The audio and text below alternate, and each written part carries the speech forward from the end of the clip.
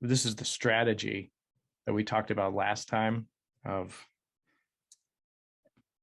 you have a Hamiltonian system in the original coordinates, and maybe it looks complicated, it could be non-linear, hard to solve. So the strategy that we use is this kind of blue route that I've shown here, where you do a change of variables, right, to new coordinates, and then things are easy to solve with those new ODEs, and then you can transform back if you want to get the solution in the original coordinates.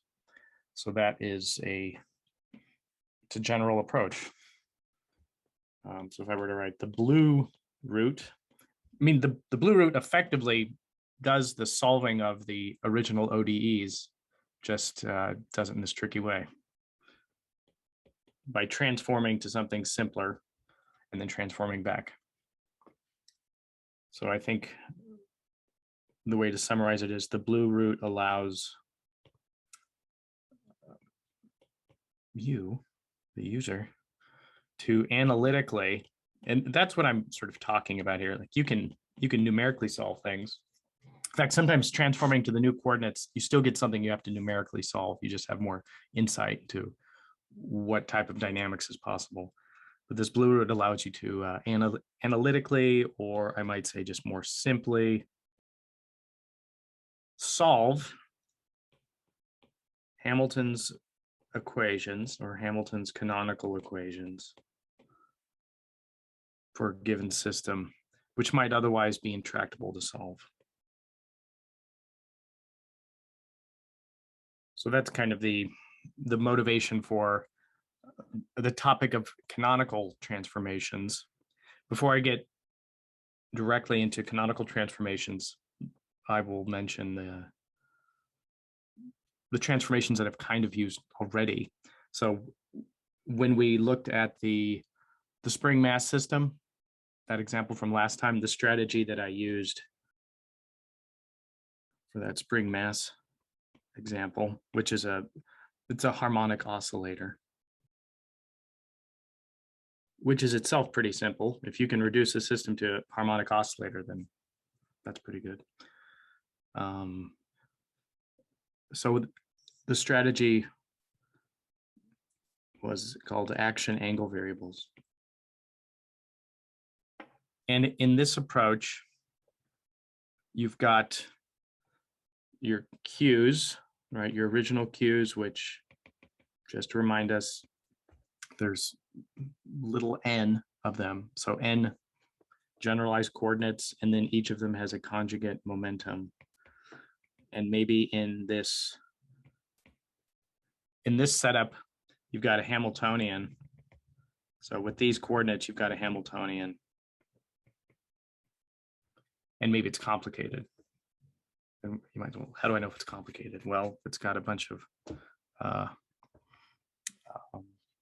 nonlinear terms to it, cubic, quartic, things like that.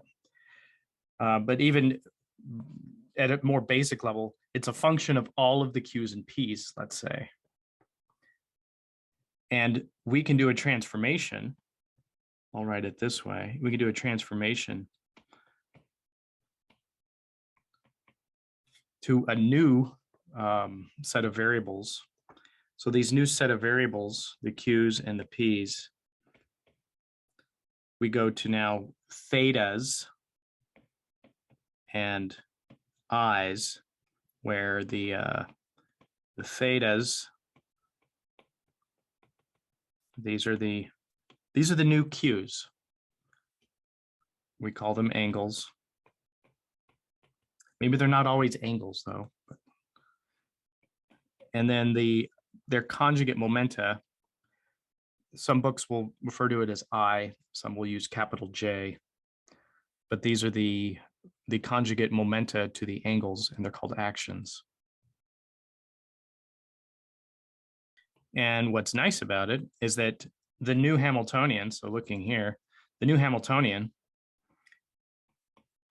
could be a function of just the new momenta, which means we've gotten rid of the other half of the functionality. So this, the way I put it last time in the last lecture was like you're creating ignorable coordinates. So that's kind of what the action angle variables are.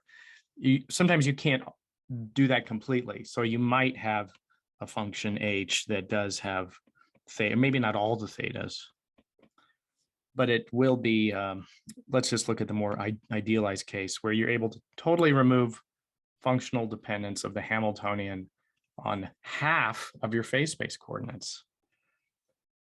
And so in this case, then the Hamilton's equations look very nice. They're very convenient because Hamilton's equations, right? Theta I dot is partial h, partial I, sub I. And this is often, that'll be some function. We sometimes will write it this way, capital omega, and it'll be a function possibly of all the i's. And then the other set of Hamilton's equations, this is negative partial h, partial theta I. And because there is no functional dependence, this is 0, which means the i's are constant.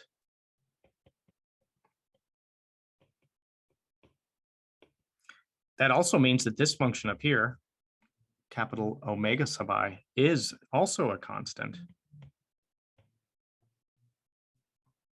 So then what you would have in general on the canonical plane for the theta, the ith canonical plane, so theta I and II, right? This is the new Q and the new P. You'll have that starting from some initial condition, things will not change in I, they can only change in theta. And if theta really is like an angle periodic variable, then this will just sort of, hit pi and then come back to negative pi. So all you have is just things moving around. This would be actually a cylinder, right? Because you would identify these two sides. And so things are just changing in theta, not changing in I. And then if you want to, then you could transform back. And once you find this, after you found this transformation, you could transform back to the original coordinates. But the solution to the system is pretty simple. Yeah, if you were to integrate this, you would have, I didn't sort of specify what this initial point here was, but this would be, theta I times 0 and II times 0. So this would be the initial condition plus capital I, which is a function of the i's times t. So you just have linear growth in the angles. And I, t. Remember, we've got, I, this little index I goes from 1 to n. This is true for all of those. This just equals the initial I. There's no dependence on time even. And then little I goes from 1 to n for all of these. It's a pretty nice, easy solution, right? And if the thetas are angles, then this identifies Tori, the phase space or the phase portrait in the 2n dimensional phase space it's made up of families of n tori, meaning it's a torus with n angles to it. The usual one we're used to is a 2 torus that we just sort of drop the 2 and call it a torus, right? The surface of a donut. But you could generalize the idea of a torus to n dimensions. A 1 torus is just a circle. 2 torus is, the donut. A 3 torus would be the donut, and at each point on the donut, it's like you attach a circle. You just sort of do that forever and ever. So we have families of n tori parameterized by n action variables. So let's say for a particular value of, let's just try n equals 2. And then we've got I1 and I2, and maybe there's some particular numbers, I don't know, 0.6 and 1.3 or something. Then that specifies a particular torus in the 4-dimensional space. And on the torus, there are the 2 angles, right? Theta 1, and then theta 2 will be going around the other way. And so trajectories starting on here will just sort of wander around with their various frequencies, right? The frequency in in theta 1 will be capital omega sub 1, and the frequency of the motion in theta 2 will be omega 2. And if those two, the ratio of those two is a rational number, then this trajectory will eventually come back onto itself. If it's an irrational number, then the trajectory never comes back to itself. In fact, the trajectory will get arbitrarily close to every point on this torus. You slightly change one of these 2 numbers and you'll be on a different torus. So mathematically, you could understand how the 4-dimensional space would be filled with a bunch of 2-dimensional tori, hopefully. But then this works in general for n degree of freedom systems. And this isn't just like a mathematical curiosity. You could really see this in numerics, even if you don't do the transformation action angle variables. Let me just say, in general, this means motion is quasi-periodic, meaning it has more than one frequency. It's not exactly periodic. It's some people, instead of quasi-periodic, there's the term multi-periodic, but it's not chaotic. And sometimes this action angle approach only works in some parts of the phase space. So if you, how do you know if you have a torus or a bunch of tori going on? You could take a slice of the phase space. And I think I have a picture. So if we were to take a slice, then we would get something like this, right? Here's taking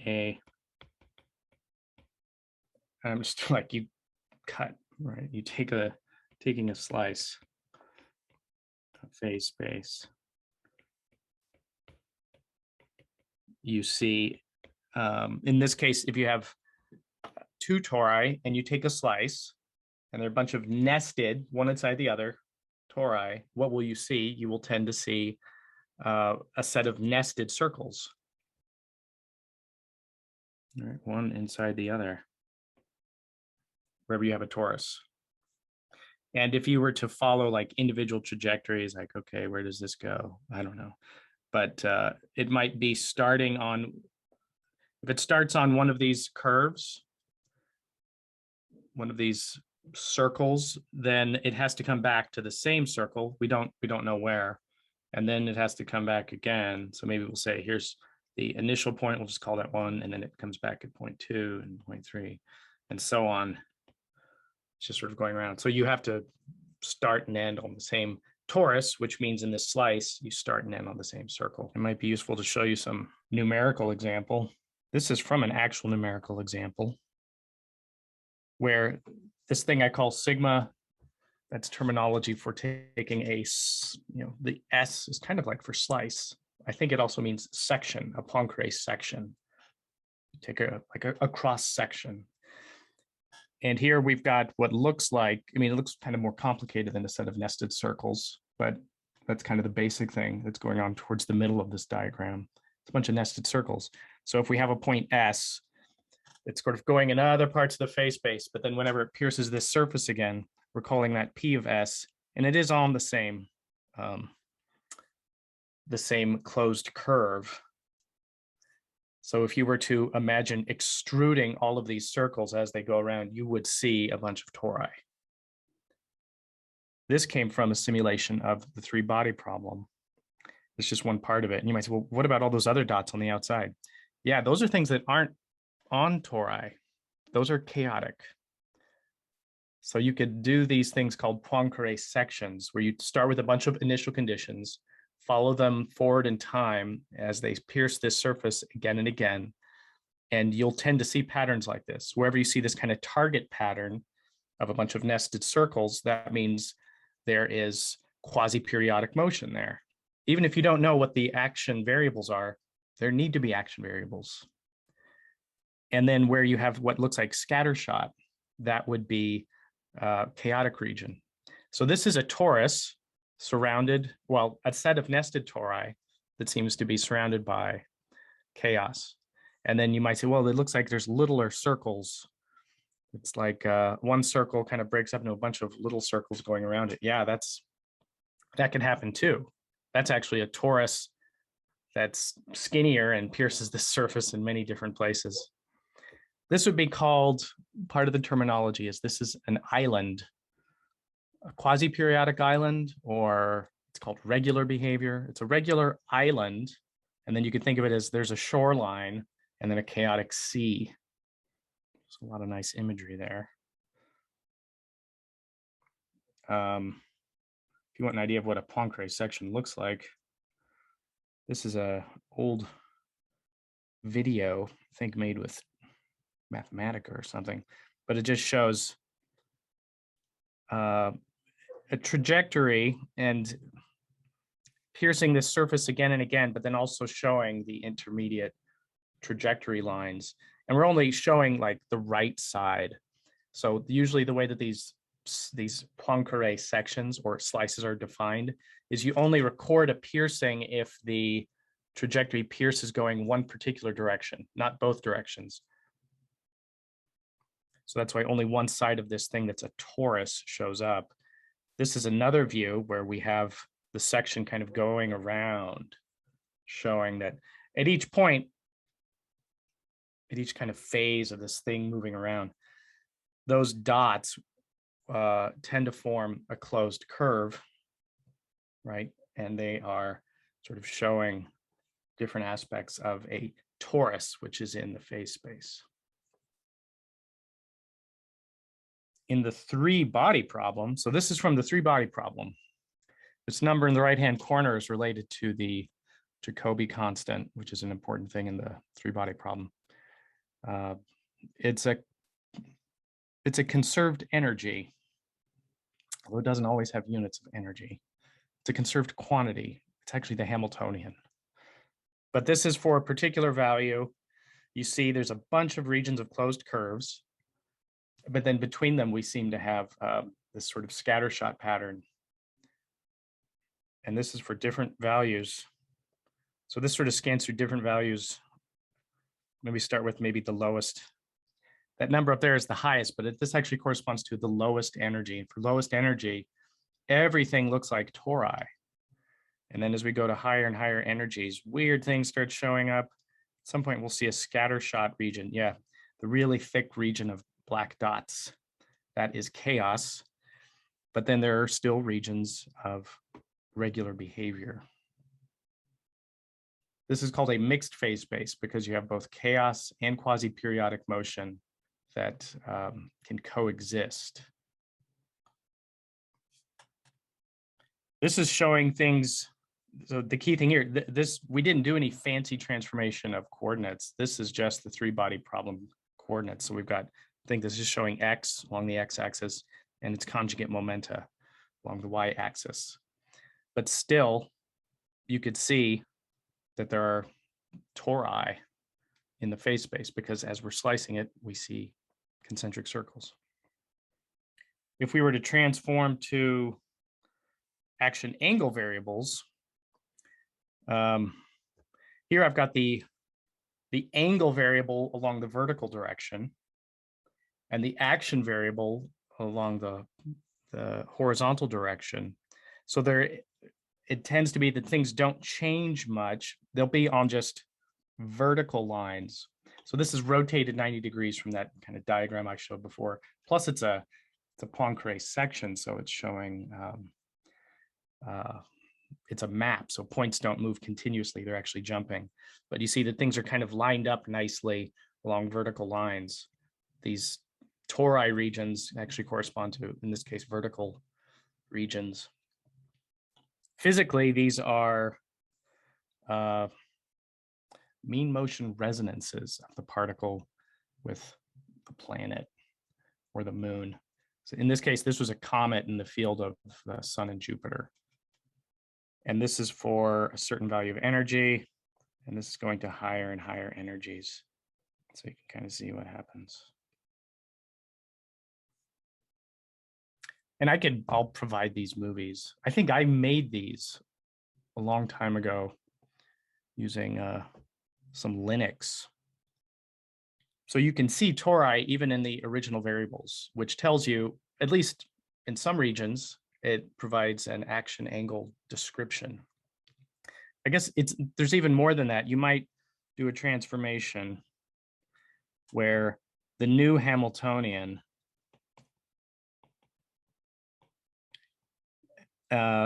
is a function still of both the angles and the actions, but this could be decomposed into, we'll write it this way, a Hamiltonian that's just a function of the actions plus epsilon, and a Hamiltonian H1 that's a function of the angles and the actions.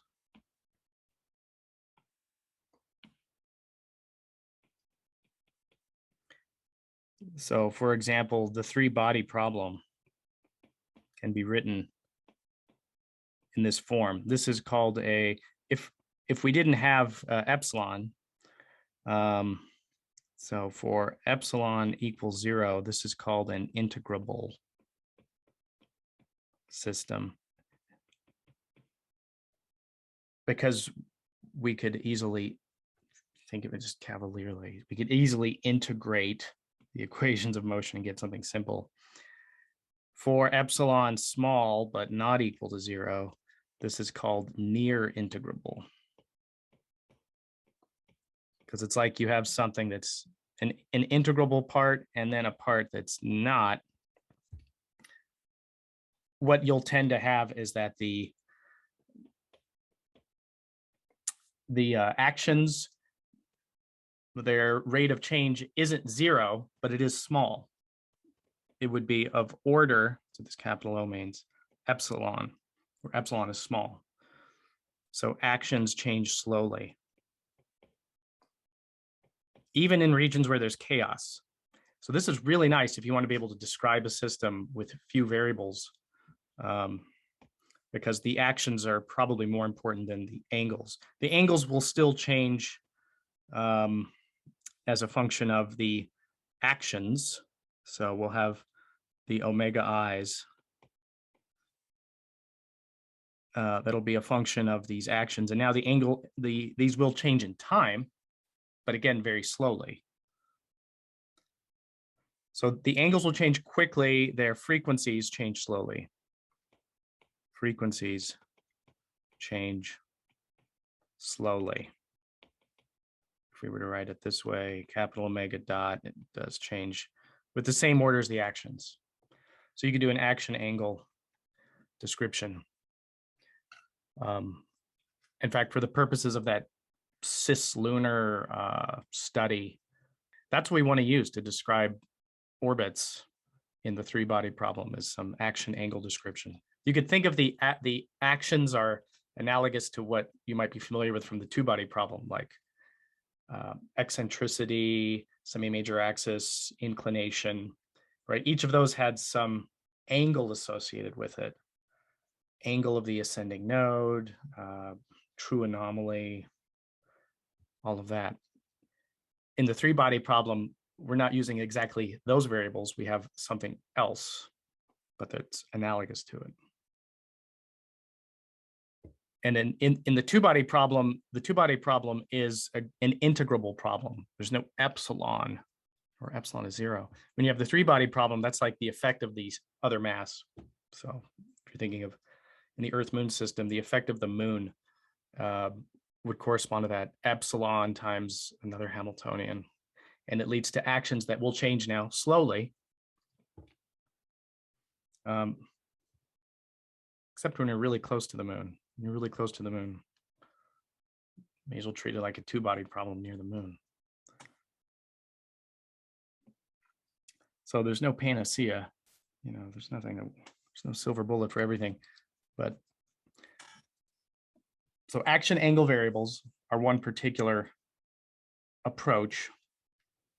There's an even better one. It's more of theoretical interest, but maybe as computational power increases, this could be more useful.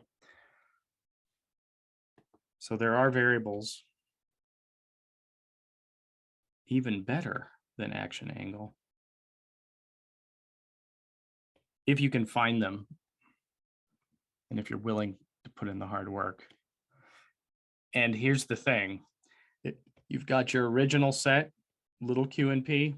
You transform to some new set that I'll call big Q and P, where the Hamiltonian, you went from your original Hamiltonian to now the new Hamiltonian is just equal to 0. So what do you mean? So this is the only way to get this is through a time-dependent transformation.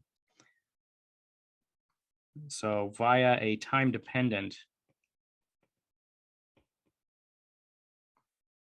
change of variables.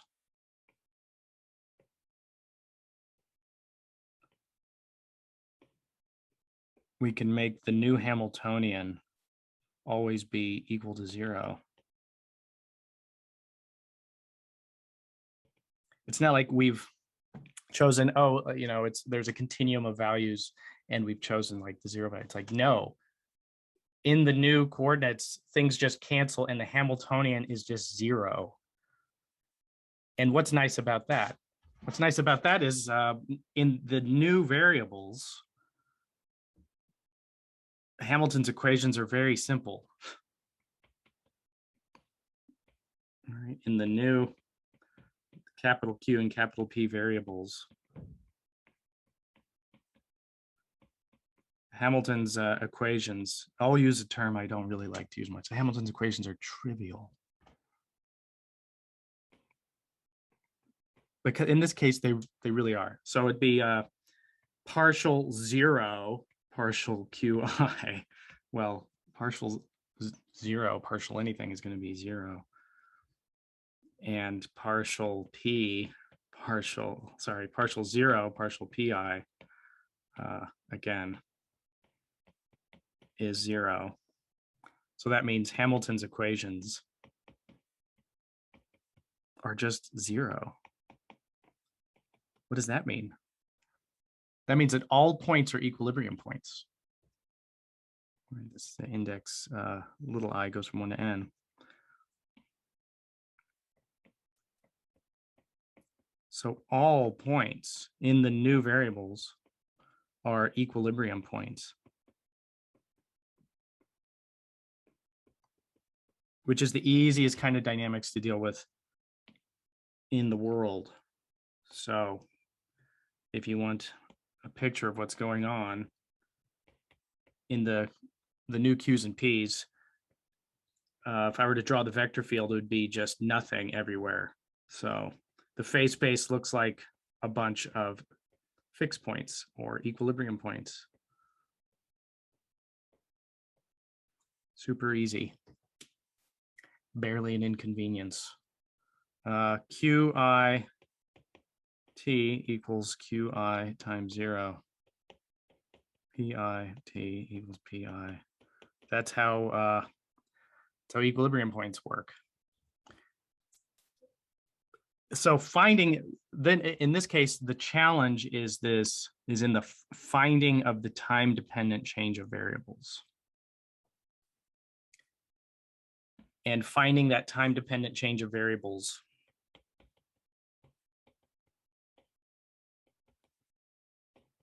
there's a theory for that,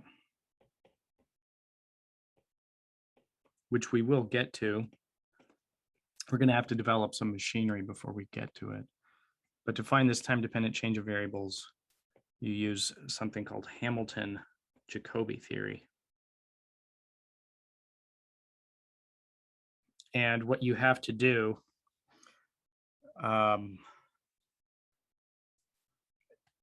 as we'll see later, you have to solve a PDE.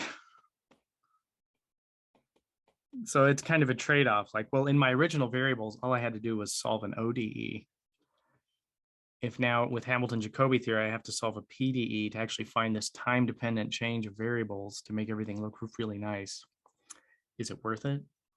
Well, that depends on the problem. It is nice that there is this theory. So yeah, you could think of it as we've done a change of variables to some new Q and P that might be very complicated. But the Hamiltonian is just identically zero. So everything's an equilibrium point. So the dynamics is trivial. And then you could always, you might say, well, what's the point of this? You transform back. You transform back to the original Q and P, and you'll have an analytical solution. So that's nice. So yeah, we have to build up some machinery before we get to that. Things called generating functions for canonical transformations. I don't expect you to know anything about that right now.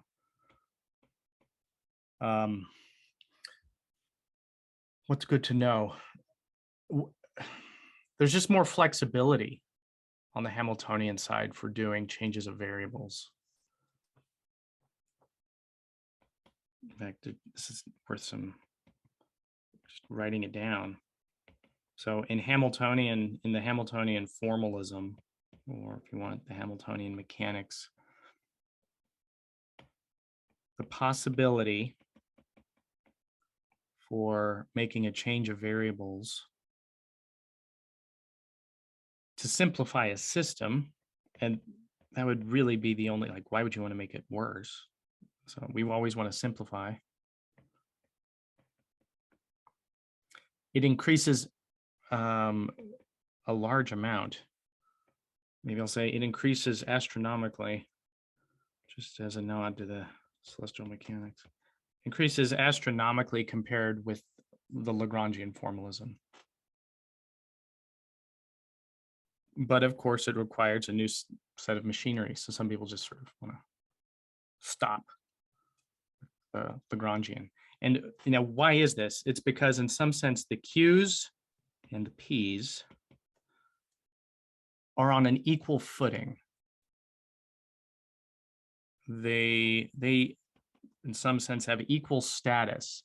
And this is as compared with in the Lagrangian formalism, as compared with the Q's and the Q dots, right? In some sense, dq dt, which is Q dot, is intimately connected to Q. It's not free. It's intimately related to it. So just by, you're really only able to change the Q's. You can't change the Q dots. The Q dots just come from whatever the Q's are. But with the Hamiltonians, the Q's and P's can both change.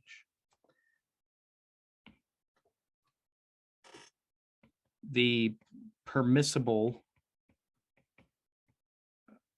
transformations or changes of variables, so by transformation, I just mean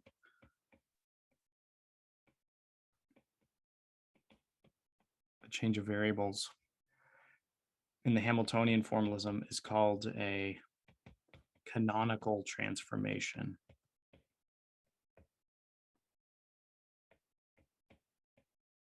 Sometimes it's called a symplectic transformation.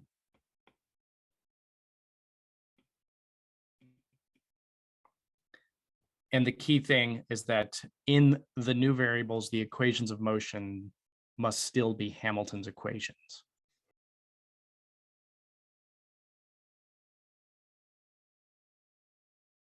They must still be Hamilton's canonical equations. So we're going to talk about those. And maybe say what this requirement of having the equations of motion still be Hamilton's equations means. All right. Canonical transformations are a big topic in the study of Hamiltonian systems because it is new compared to the Lagrangian. So as I said, they're sometimes called symplectic transformations. Kind of depends on where you're looking. So here we're going to ask, what are the types of changes of variables permissible for Hamiltonian systems?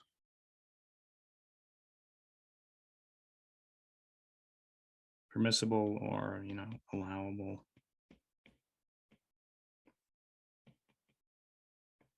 For Hamiltonian systems.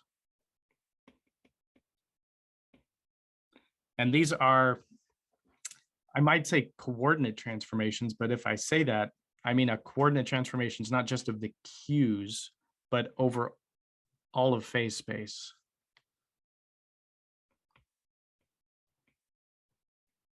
So these are changes of variables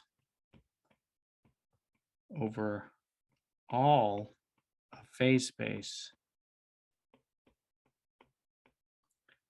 not just the configuration variables.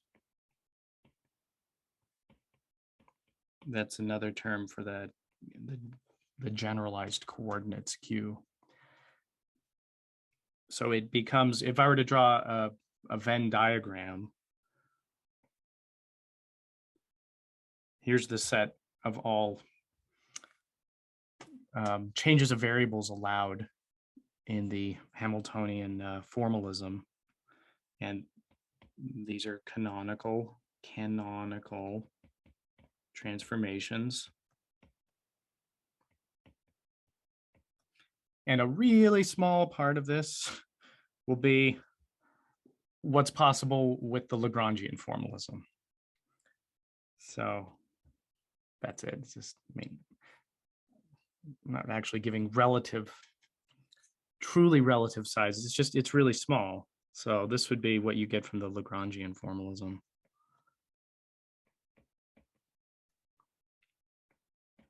The Lagrangian formalism only allows configuration space changes of variables. So that means things that go from, you've got a set of Q's and you can change to a different set of Q's. I'll just call those like little Q bar. So only half of the phase space. These types of transformations are called point transformations.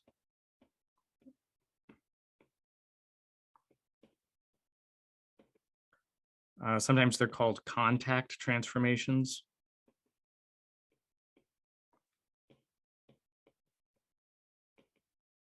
I don't really know why, but it's just changing the configuration variable. So think of it as for the Keplerian, the Kepler problem from last time, right? We had Cartesian coordinates, or we could use polar coordinates, but that was only on half of the phase space variables, the configuration variables that just say what the position is.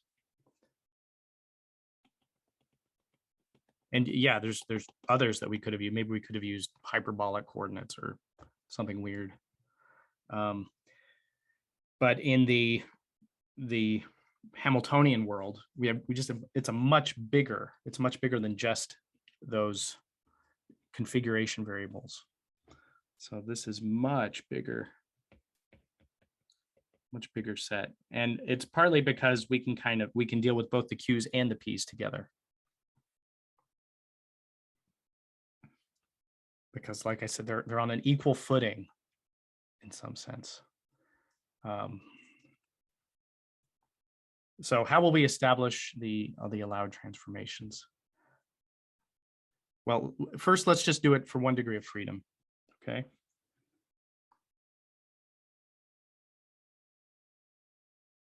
So we'll do this for just 1 degree of freedom and then say how it generalizes. So now we've got a Hamiltonian. It's a function of a single scalar variable Q and a single scalar variable P. And Q dot, so the equations of motion have to be Hamilton's canonical equations to begin with. So this is going to be partial H, which is a function of Q and P, partial H, partial P, and P dot is negative partial H, partial Q. So our system satisfies Hamilton's canonical equations. That we just have to start with that. We want our original system.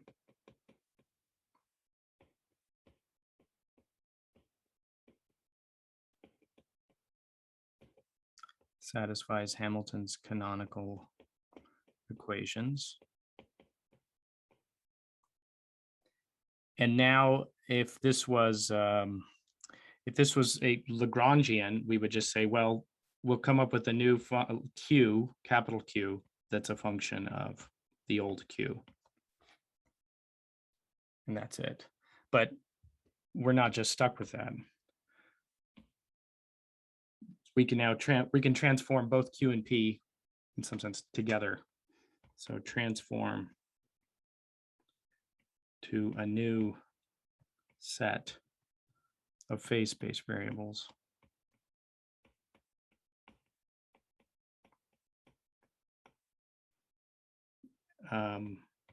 The way I've written this before is just sort of vaguely like the little Q and P goes to some new Q and P.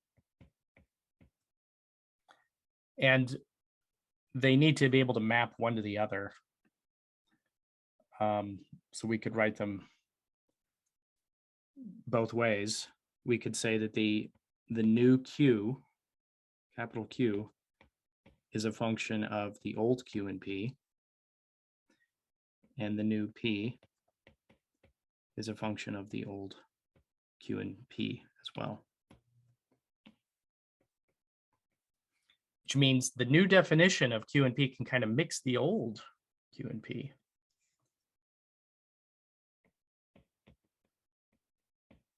To get a little mathy here, we'll refer to this transformation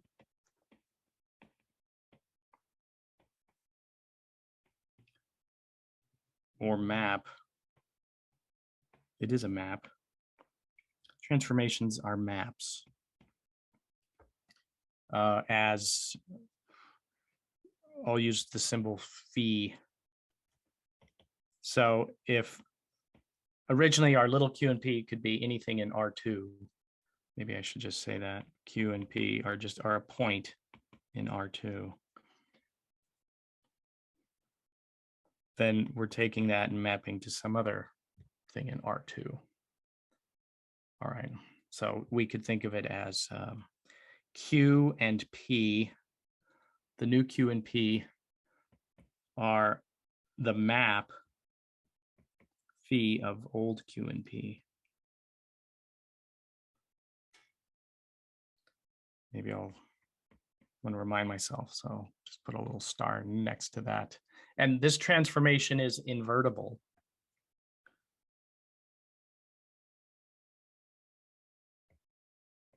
Meaning we could write the Q, old Q, in terms of the new Q and P. The old P in terms of the new Q and P.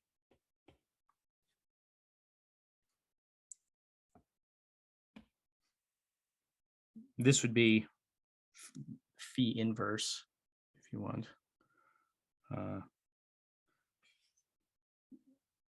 Anyway, we've got, think of it from the space of Q, little Q and P. I've got a point, And then here's the space of the new Q and P. Got another point, and this will map for every individual old Q and P. You've got a new unique new Q and P, and vice versa. Map is as smooth as we need it.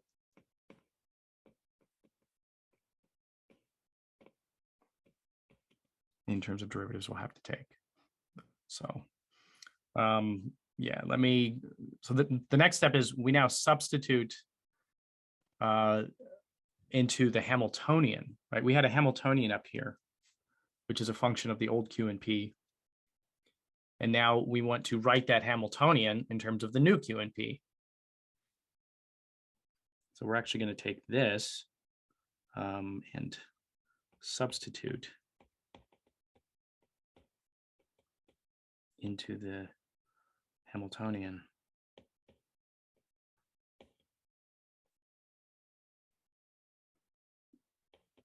HQP.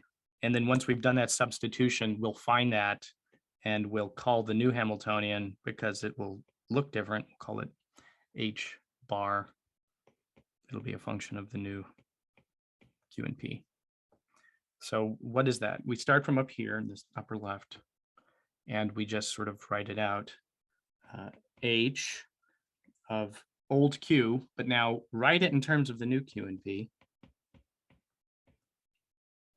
And the old P, but now write it in terms of the new Q and P. And once we've figured out what that is in terms of just capital Q and capital P, we'll have a function H bar.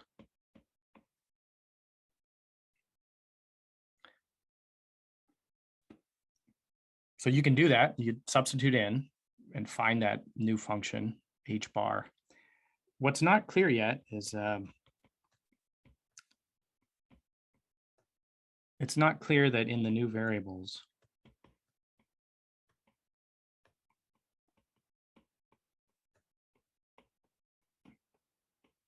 capital Q and P, that the dynamics, right, the equations of motion satisfy Hamilton's equations. Hamilton's canonical equations. Right, it's not yet clear that should be the case.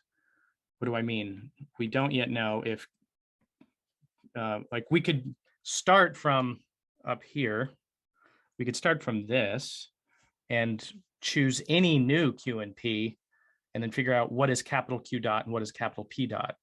But what we want is that capital Q dot will actually be partial H bar partial P, where H bar is a function of capital Q and capital P. And we want that the new capital P dot is negative partial H bar partial Q, new Q, capital Q. It's not obvious that this is the case. We're going to impose this as a requirement for the transformation. Maybe I'll put another star around this.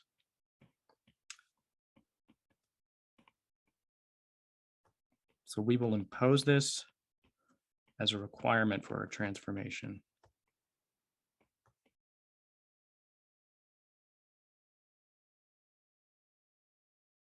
So this puts some conditions on what that map phi can be. All right. Like if we were to just use the fact that, how did I write it? How did I write that transformation? Yeah, this transformation here. So from just the transformation,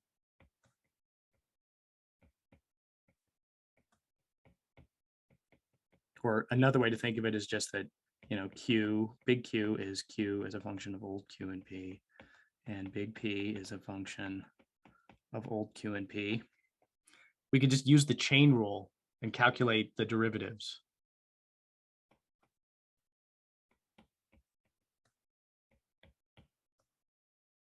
And what would that give us? Q dot, right, is, and by q dot, this just means dq dt, so total derivative of q with respect to time. And now by using the chain rule, this would be partial capital Q, partial little q, dq dt, plus partial capital Q, partial little p, dp dt. And if I just write it using the over dot notation, we get that. Same thing for p dot using the chain rule. This is just dp dt, and I think we know how to write this. This would be partial p, partial q, q dot, plus partial capital P, partial little p, p dot. And let's group this into a matrix.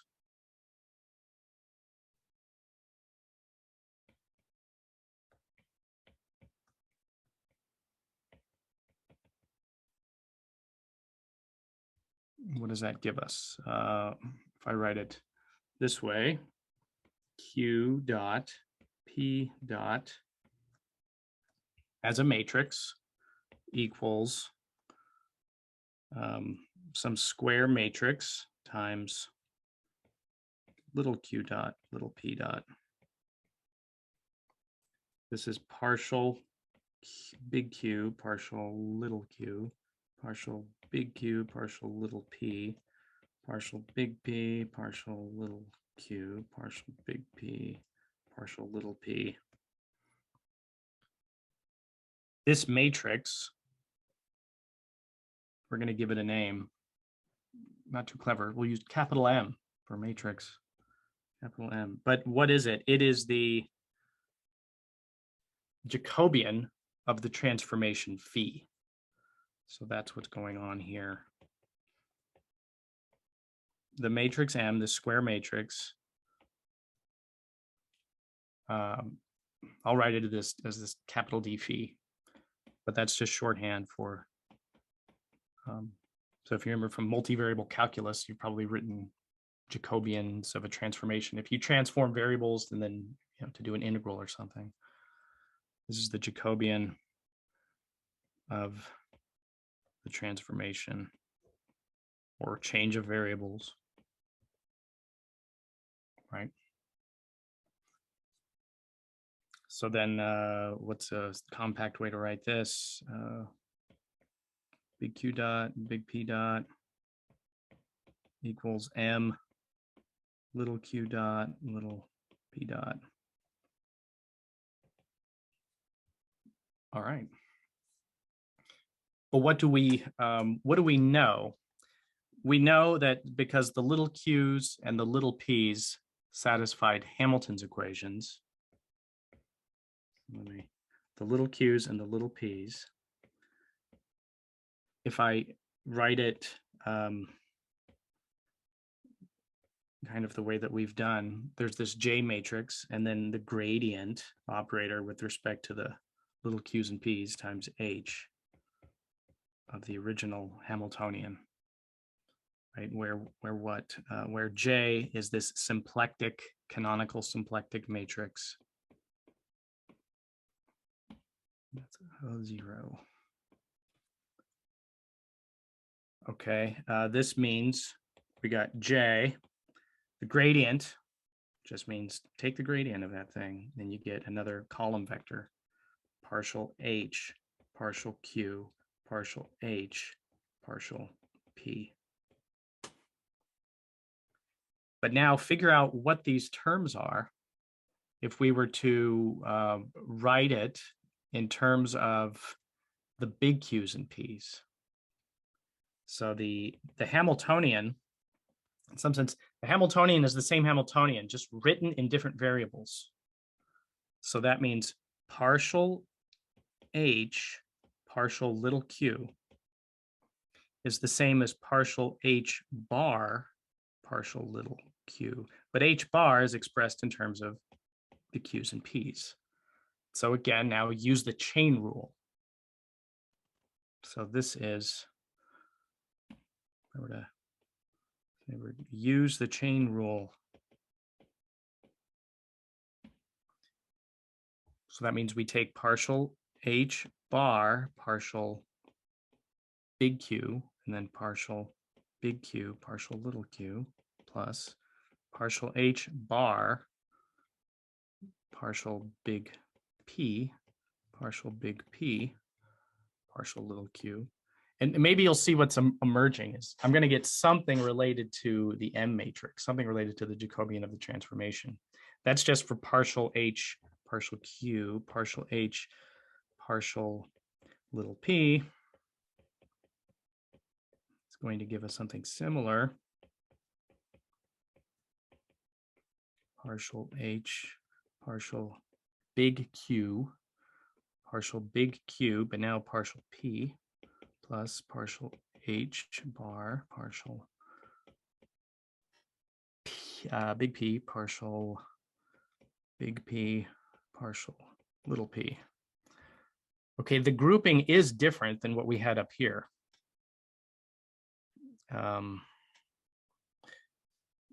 It's actually, we get something that is M transpose. So we could see that if we were to now, so this was sort of a side calculation. We're still writing what Q dot, little q dot and little p dot are, right? So now this is, maybe I'll make this, draw this a little lower. This will be J. And now we have a 2x2 matrix. This is partial Q, partial little q, partial big P, partial little q. That's just the top row. Then what is this all times? We're trying to write this in terms of the gradient now of the Hamiltonian written as H bar in terms of the new capital Q and P.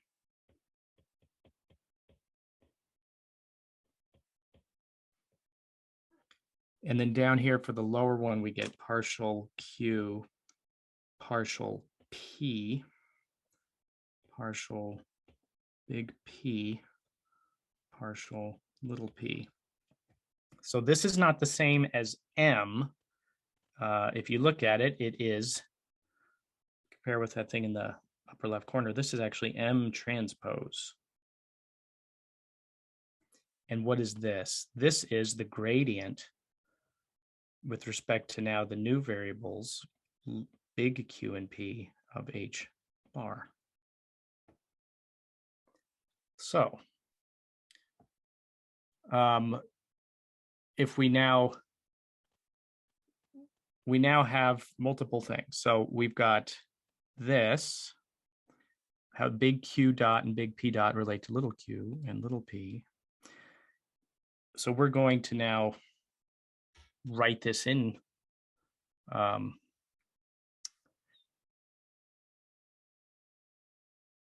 what will we get? We will get that, what is this? Yeah.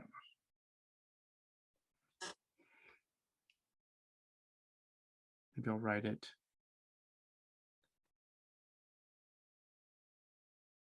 So we get that big Q dot, big P dot is equal to M times little q dot, little p dot. So M times all this stuff on the right-hand side. Yeah, you got that? So we have M times J times M transpose gradient Q P of H bar. That's what we get just from the chain rule. So this is from the chain rule. But we are imposing the following. We are imposing that Q dot P dot in the new variables is equal to just J times that gradient. This would mean that we have maintained Hamilton's canonical equations. So for that to happen, that means that this M times J times M's transpose must equal J. for this thing that we've imposed, that Hamilton's canonical equations holds even in the new variables. So this becomes the condition for what the transformation can be.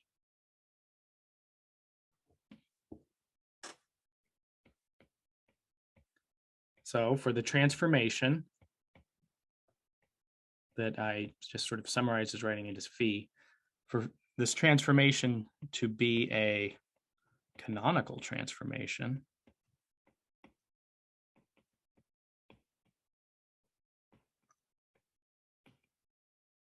and sometimes I'll just abbreviate that as CT, canonical transformation, because I'll use it so much. We require that MJ M transpose equals J. You might say, well, how is this a condition on phi? It's because, what is M? M is the Jacobian of phi. So this is the condition. That's it.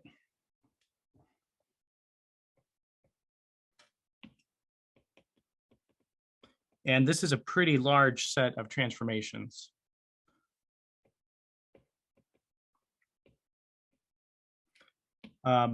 It's actually equivalent to another condition, because if phi is a canonical transformation, the one that goes from one to the other, then phi inversed must also be a canonical transformation.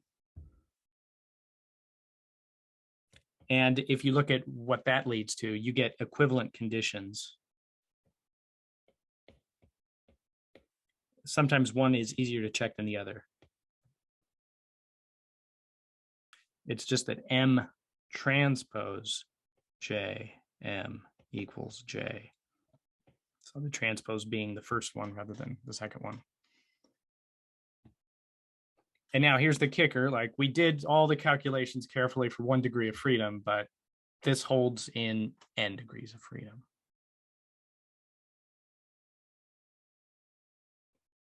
And so same thing, M needs to be the Jacobian. So now this is going to be a, what, 2n by 2n matrix.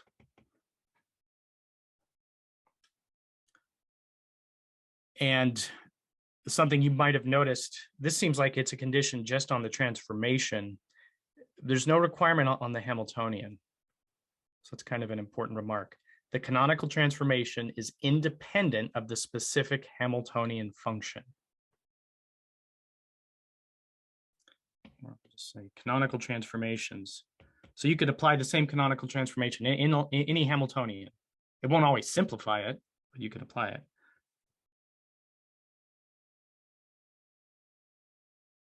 So here's an example. This one's kind of interesting, just for 1 degree of freedom. If we say that the new Q equals the old P. So that's kind of weird. It turns out that you can't just say that the new P is equal to the old Q. You have to put a minus sign.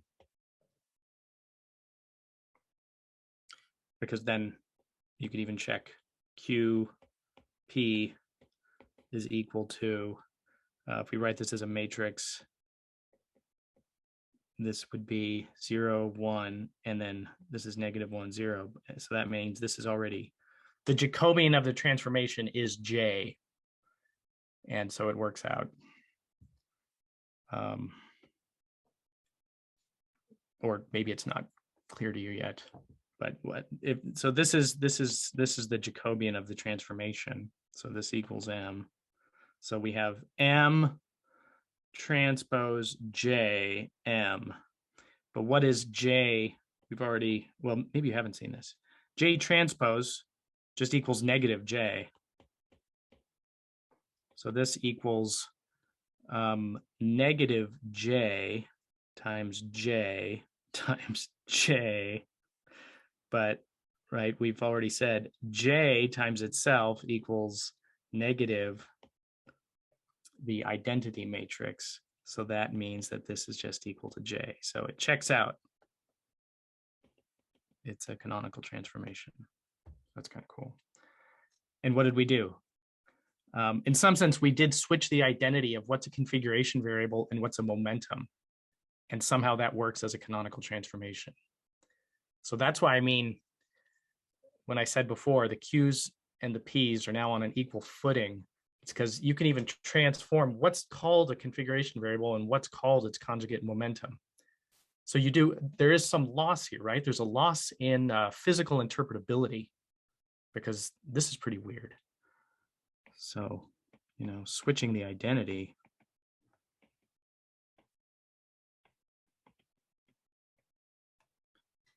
of what's a configuration variable and what's a momentum. If you can do that, then, oh my goodness, you can do other things too. You can like have new momenta that combine old Q's and P's and vice versa. So we get a loss of physical interpretability in terms of the new variables, but we might actually simplify the equations of motion. Physical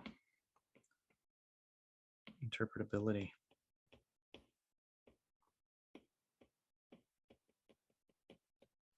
But mathematically, it all works out.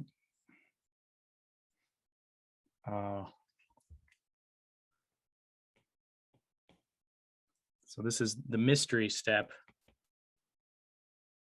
in the canonical transformation for the spring mass system. Right, the harmonic oscillator, simple harmonic oscillator. So there we went from, I forget what I think I used capital Q and P, so I'll use it again. Q, P, we transformed to the new Q and P, right? Which now we could write that as, it's a transformation phi of the old Q and P.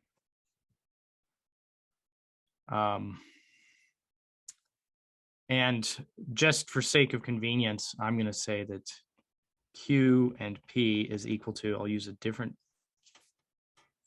symbol for phi, because that's the one I actually used. So this thing I'm calling this phi is actually the inverse of, I think LaTeX calls it var phi. So Q, P, the way I wrote it last time was some unknown function of the new P times 1 over m omega sine Q and then cosine Q, if I remember. So now if we take, and this is writing, right, this is writing phi Q and P. If I now take the Jacobian of that, this is then partial Q, partial big Q, partial Q, partial Q, partial big P. This is partial P, partial big Q, partial P, partial big P. You can work out what those are. I'll just write it here. F of P, 1 over m omega cosine Q, F prime, so derivative of F with respect to its argument, 1 over m omega sine Q,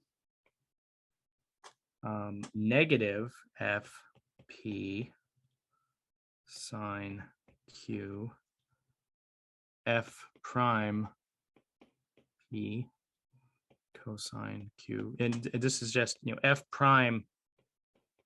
When I put a prime, that's if it's a function of one variable, then it's understood. That means the derivative of that thing with respect to its one variable.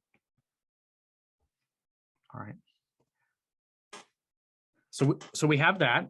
For this transformation to be a canonical transformation, we need that M, I'll write it this way, M transpose JM equals J.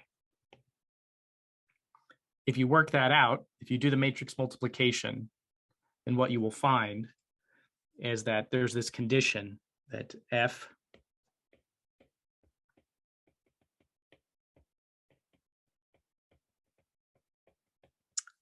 well, yeah, here's what you'll find. You'll find that F times F prime over M omega equals 1.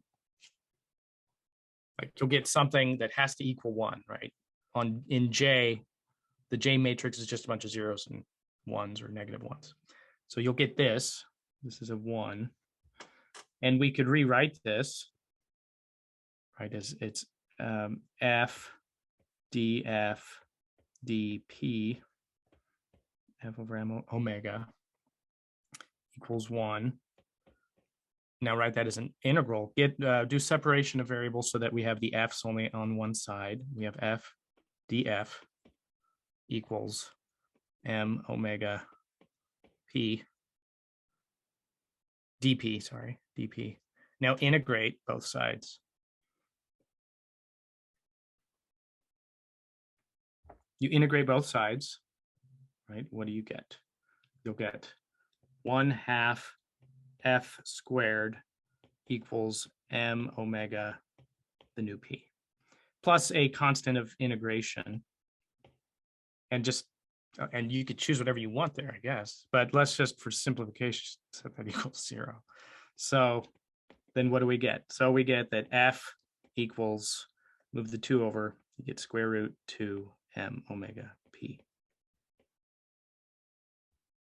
So the mystery step actually comes from requiring the transformation be canonical. It also happens to work out for 1 degree of freedom that you could also just look at the divergence equaling 0. So this came from acquiring the transformation to be a canonical transformation. Or we could say requiring the transformation to be canonical.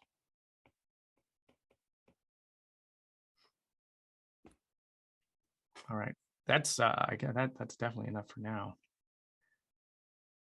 So we'll stop there.